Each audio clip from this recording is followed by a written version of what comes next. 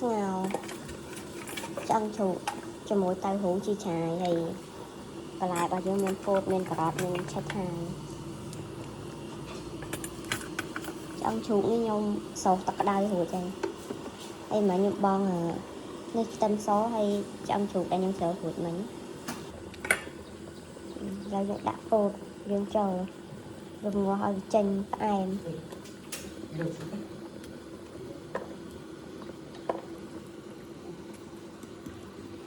ពោតចូលដាក់ពោតហើយខ្ញុំចាប់ផ្ដើមដាក់ឆៃថាវដាក់ឆៃថាវចូលរួចហ្នឹងនេះតៅហ៊ូនេះគេហៅជីឆាយអាកាថ្មបាន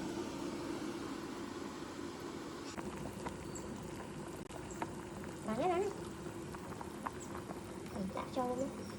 ដាក់អំបិលតិចnữaរ៉ដីតិចnữaនេះរ៉ដីនេះនេះបងនេះដាក់បន្តិចណារ៉ដីតិចដែរមកតែពីប្រៃនេះហ្នឹងតិចទៀតទៅដាក់មកនៅអំបិលកាឈូកនេះណា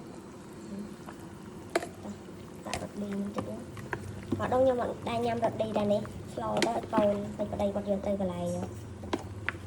ចឹងត្រូវតែឲ្យយើងបន្តិចបានប៉ុណ្ណឹងសិនស្ករចាំថែមតាមក្រោយស្ករមកព្រូតរបស់ម៉ាក់ឡើយហើយស្ករមកព្រូតហ្នឹងខ្លាំងតែហើយទៀតដាក់បន្តិចទៀតមកបានមែនខ្លាចវាផ្អែមចេញពីពោតបានបិទកន្លង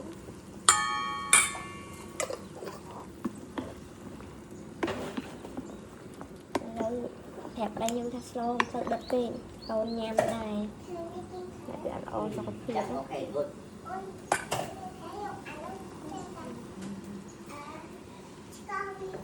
ខ្ញុំដាក់ការ៉ុតចូលឃើញរបស់អីហើនឹងហើយខ្ញុំចាប់ផ្ដើមដាក់តៅហ៊ូចូលអានេះតៅហ៊ូអត់ទន់ខ្ញុំទិញប្រអប់មកឆ្ងាញ់ស្ងោរហ្នឹងប្រើហ្នឹងឆ្ងាញ់ឆាគេប្រើរឹងចង់ជ្រូកខ្ញុំខ្ជិលឆាវាឆាទៅប្រើខ្លាំងយើងស្ងោរវាល្អជាងយើងស្រុះវាដាក់ចានដែកចឹងហើយដាំទឹកឲ្យពុះស្រុះ2ដងទៅ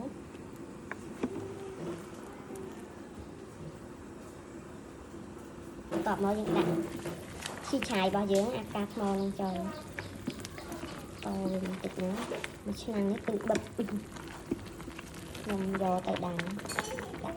អាហ្នឹងប្រើសាស្ករមកព្រូតទៀតណាមិនស្ករធម្មតាញ៉ាំកូនទៅរៀនបើខ្ញុំវិញខ្ញុំអត់ដាក់ទេខ្ញុំរងាស់វាចោលទៅចេញជាតិពីពោតហើយនឹងការ៉ុតហើយខ្ញុំកញ្ញាពីគីឡូហ្នឹងបងអើយមកភ្លក់ទីមើលពេទ្យ2ស្លោខ្លួនឯងអ្នកស្លោតែប្តីអ្នកភ្លក់